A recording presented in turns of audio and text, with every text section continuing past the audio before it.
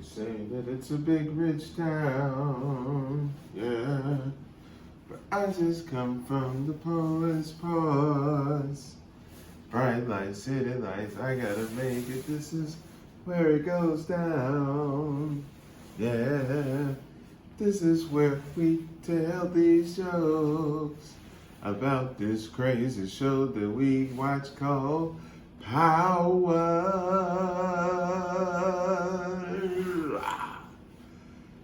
That Power Lord. What's up, y'all? It's the one and only Be Stuck. I am coming from the frigid, frozen tundra of the set of Power. This is how they depict the show to look. Like the everyday in New York is negative 12 degrees with a high of negative 1,000, and it just looks like everybody is frigid, frozen beyond repair. And so that's me, man. I'm coming from the set today. We watched some crazy things jump off today. When I got the set, they was like, yo, Be Stuck. This episode is gonna have adult content, strong sexual content, graphic violence, and nudity.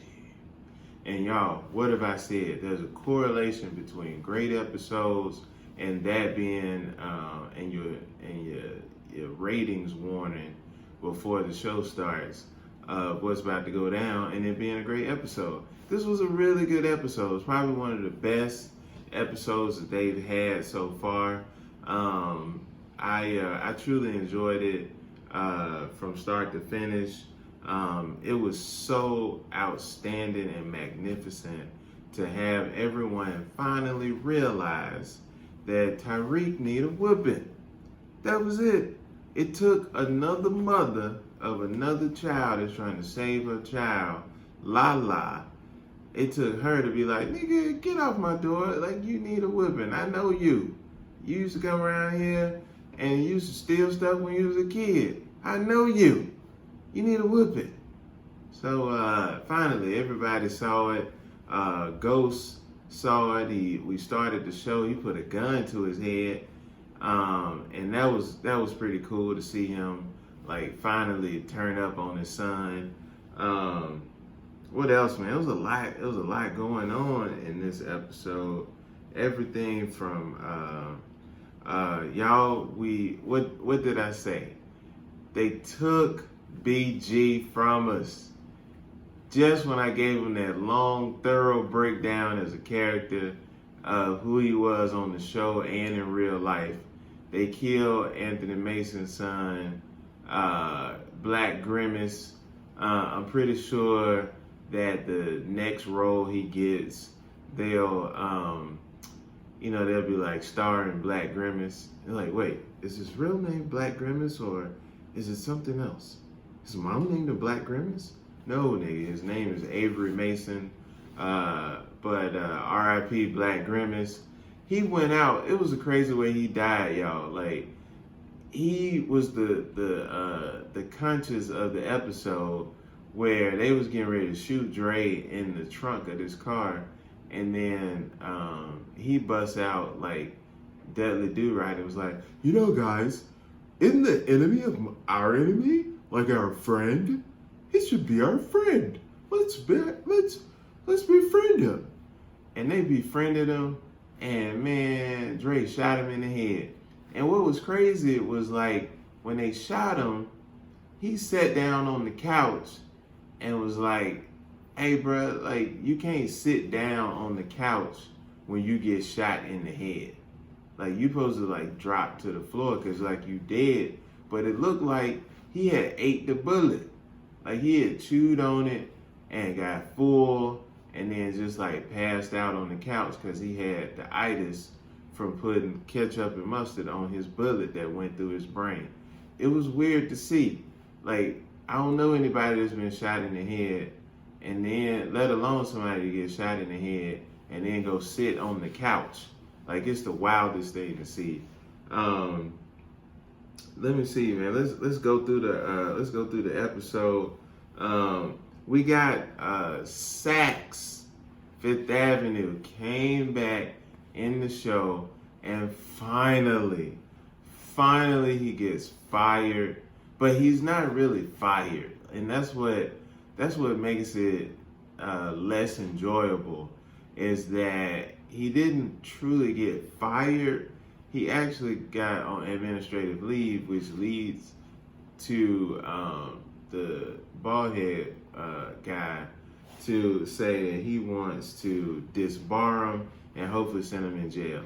Like, it's wild that seeing Saxe come back, knowing how racist he is, and in real life, watching the Amber Guyger trial play out, it was wild to see, even in the fictional characters where we actually got control of the character.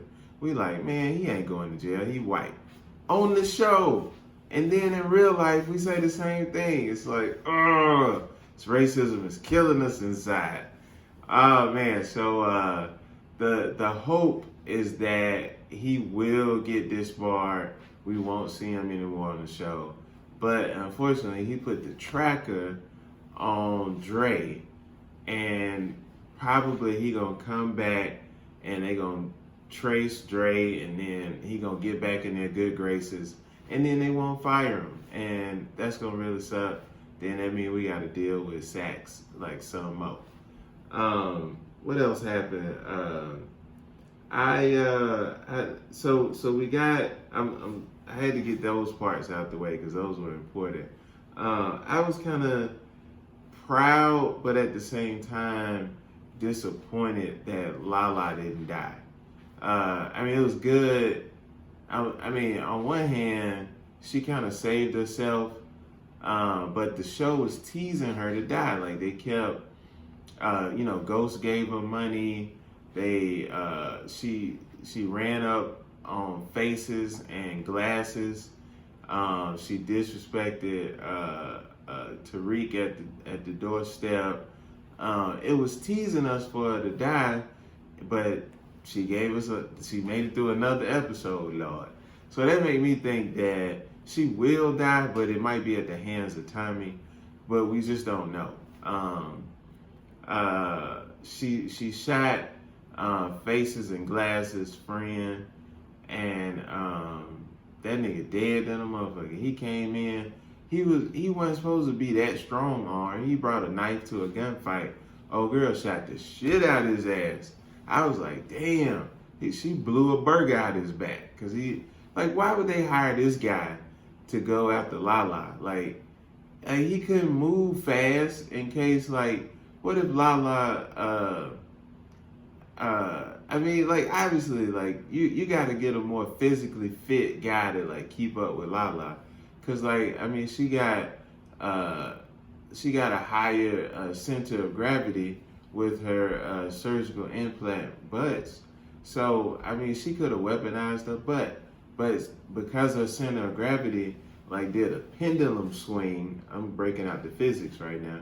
She pendulum swinged herself back to her purse, got a gun, and then pendulum swing back forward and shot the burger and the nachos out on this nigga on Taco Tuesday. He was coming back from Taco Tuesday. I saw cheese, sausage, and grits coming out of him. I was like, why did they choose this guy to kill, to go after Lala? So now he dead, and that's gonna swing. Speaking of pendulum swing, that's gonna swing back on Faces and Glasses. I still don't like how Tommy, has this father complex over the three black dudes on the show. But here we are. That's where we are right now. But the big thing is, at the end of the show, at the end of the episode, Lala revealed herself to be not Lala. Tasha revealed herself to be a trap queen, and now she's raising the next generation of Ghost. She want to make Tariq Ghost 2.0, and Tariq ain't built for the life. But I mean, I guess they gonna force us down this path to really watch Tariq be the next Ghost, and I'm just not emotionally invested in him. Like, I'm so ready for him to die, cause he had the little face. You get the little duck face, and I just get tired of seeing the little duck face. He Uncle Tommy, and then like his part don't go all the way through. Like, that's when you know you don't like a nigga. Like, you just find like little stuff. You're like, man, his part like stopped like right here. Like, bro, go a full part if you gonna part it. Look like you just got chipped by your barber and was like, man, I gotta get the set. And then he came on out. So, I don't know, I was just kind of ready for him to die. But now Tasha has something to do. Because I was concerned that Tasha didn't have anything to do. She really hadn't had anything to do for like 2 seasons now. But, you know, now she could probably put her knowledge to good and you know, be utilized for something. I like that J-Lo Jr. played the hero in the show, but I don't like how she delivers her lines. She gotta open her mouth. Like, who is the vocal coach on the show? Cause she said huskus, huskus on the show today, and like it sounded like she was hissing, like she was like some kind of boa constrictor or something. And she just dos dos, like everything with her is like dos dos, dos dos, dos dos, dos dos. Are you Alicia Marie? Alicia Marie, come in.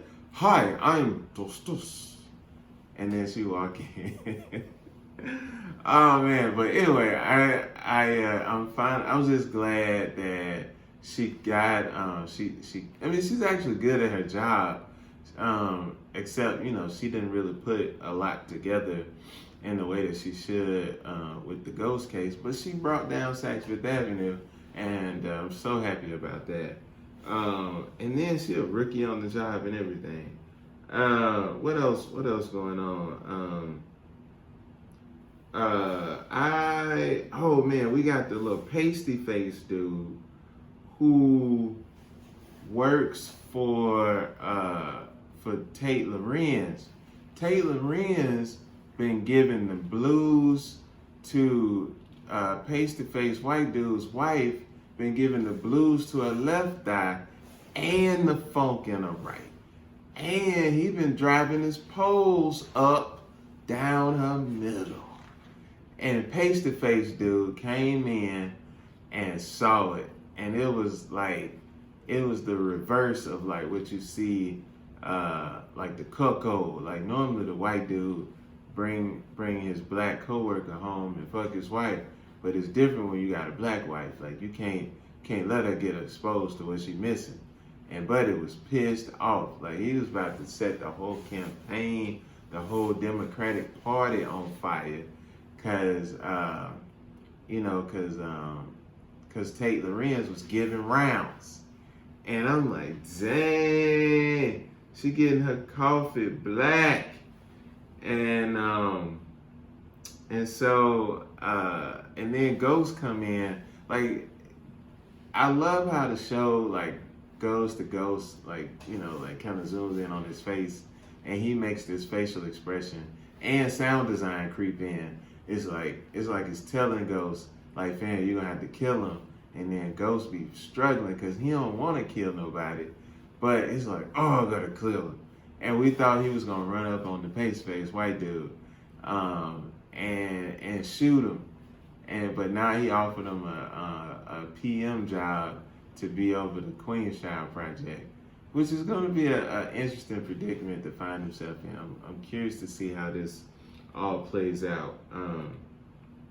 But it doesn't like really bode well for Tate, because like, I mean, what power at this point does Tate really have? Like, everybody got something on this dude, and he just keep getting pushed and pushed further back into his poetry book.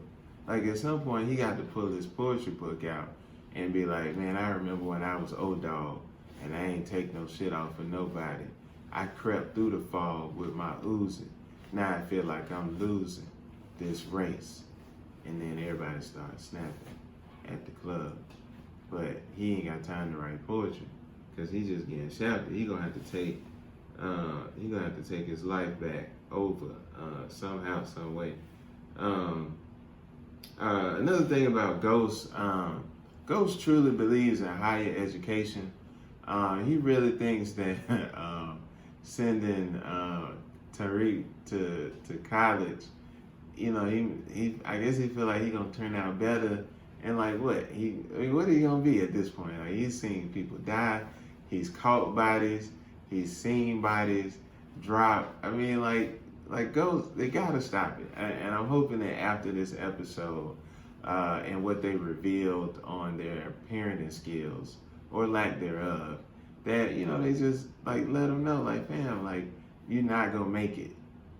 Like you're not gonna make it in the drug game or in the education game. Like it's buck wild to see how much time he's put in to like really building Tariq's character and believing in higher education. Like, I mean, I think Ghost need to do one of those for-profit college commercials and be like, man, you sitting at home, you need to be in class, getting your degree right here at Strayer University.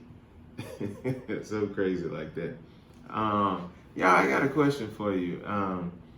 When the hell did Tommy have time to go meet with a realtor?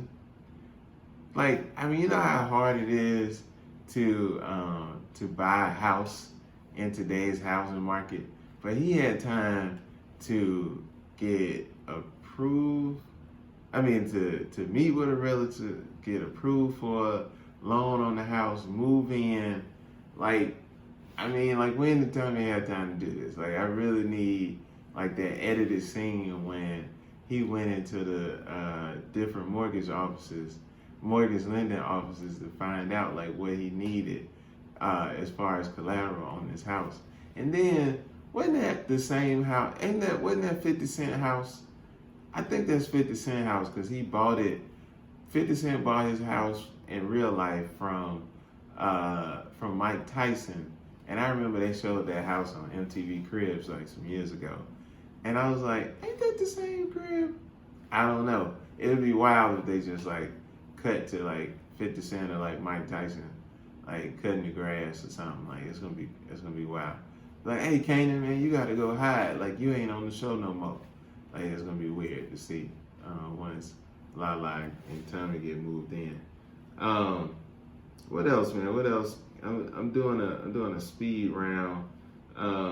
So Dre is hiding drugs in a diaper bag. Dre was begging for his life. Now I'm trying to figure out like where does Dre go? At this point, he got faces and glasses on his ass. He didn't kill BG Black Grimace, and so it's gonna be interesting to see how his story play out. I think that this guy Jason is. I hope Jason died in the next episode, because I'm kind of tired of him and his perm and his moose, and now he introduced one of the MS-13 from California on the show, and I'm curious to see how this gonna play out.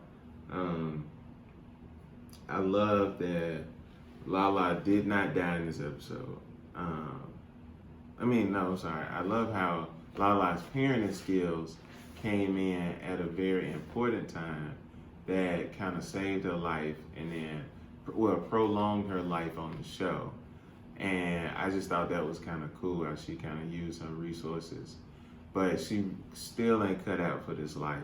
And there's only so long before she goes the way of Holly. It was a great episode. Like I really really liked this episode. But I mean, we just got to see how everything turns out. I hope that at some point they clean out Raina's closet. I mean, like you gotta take it out. And now the fact that you gotta think about Ghost, like Ghost didn't even like daydream or have a nightmare or dream about his daughter dying, but he dreamed about uh uh what's our girl? I done forgot her name now. Angela. He dreamed about Angela being on the bed and everything, but he never dreamed about his daughter. And now his daughter still got clothes hanging up in the closet, and now it got bullet holes in it. So at some point, this family gonna have to grieve. And then I hope that seeing that in the closet like cause them to go see a counselor or something. But anyway, y'all, it was a great episode. It's probably my favorite episode of the season. I hope that when I hope that all the episodes turn out good, and I hope that when Tariq finally like gets to the point that Tasha is making him to be, that she don't start like beating up on him the way she beat up on Ghost. That's gonna be funny to see. All right, y'all.